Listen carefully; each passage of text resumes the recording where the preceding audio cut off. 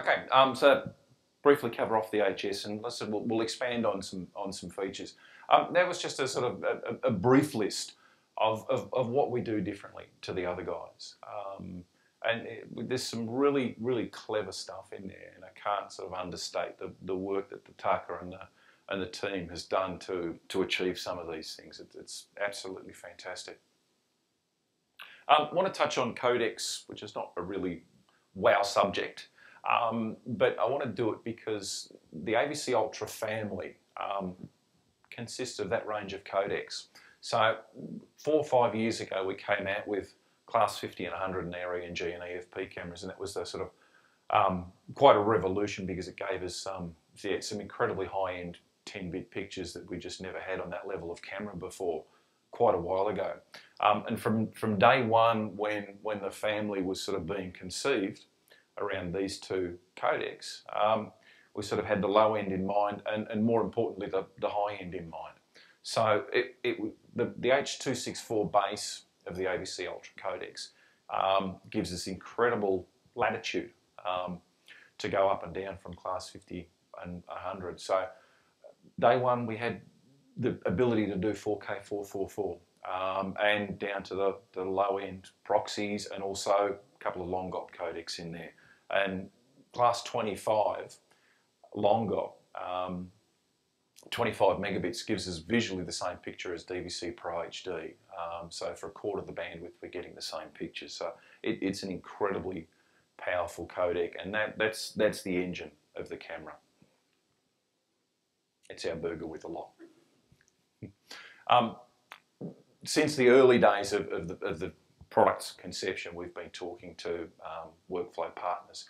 Obviously, without these guys on board, having the camera means almost nothing. You've got to be able to do something with it. And as I said, from day one, we've had good support, and that support's been incredibly quick in coming from most of our partners. It's been great. I want to touch upon body and things like that, and build and what we thought about when we were creating the product. And it's always a balance between rigidity of the product and how the build quality versus the weight, I guess. And this was a bit of a departure from our normal camera build. It's an all aluminium body.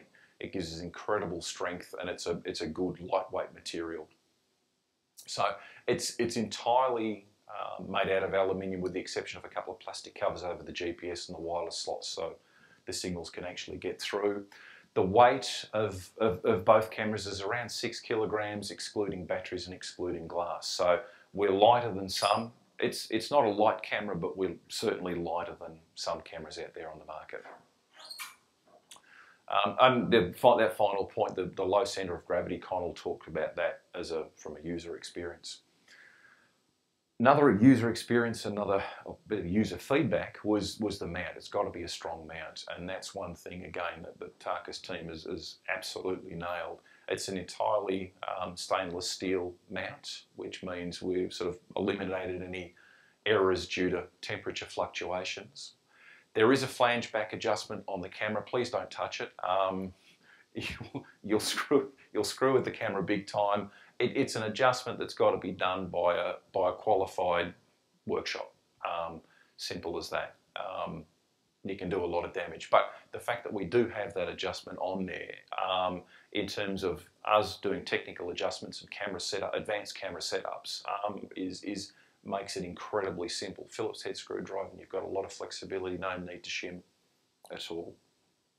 I'll hand back over to Taka to talk about a few of the sort of technical details around the picture. Yep. Let me talk about this vlog.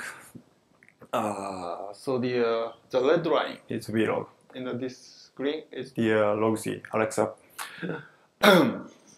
Alexa, the Roxy cover is changing ISO via ISO actually, but we just put this ISO 800 curve as an example.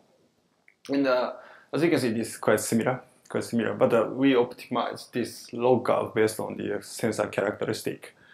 And there are two key points. What we've done here is around this this area, the dark area, we try to apply the as much code value as we can here.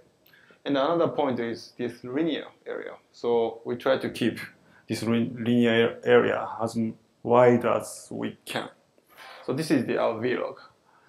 So, but anyway, the characteristic is quite similar to the log-C, which you are very familiar with. So maybe you can easily handle this curve. Any question? Okay. And the code value and IRE. So the 80% grade is 42, and the code value is like this. So Barikam has 42 10-bit. In this case, code value is going to be this, and 444 12-bit. The code value is going to be this. And this 80% gray is always this level, stay. When you change the, even when you change the ISO setting, it's always there. And the gamut. So the smallest one is 709, and this is P3 DCI, P3, and this is the 2020 Rec 2020, BT 2020, and as you can see, this Barikam gamut can cover everything. But since as of today, so there are no display, no monitor, no projector, which can show the actual 2020 space. So once it's in the market, we're gonna make some conversion, like a 3D LUT, which can convert from B gamut to 2020. So I would say this V gamut is ready, 2020 ready gamut. Yes, so why doesn't 2020? Yeah.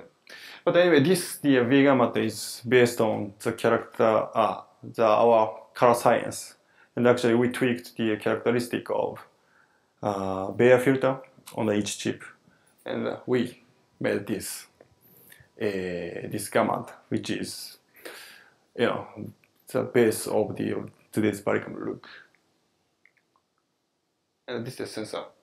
So unfortunately, Barikam sensor is 70 by 9, so it doesn't have the 4x3 like Alexa, but this is 4K, so you can get a lot of option of the frame from this sensor.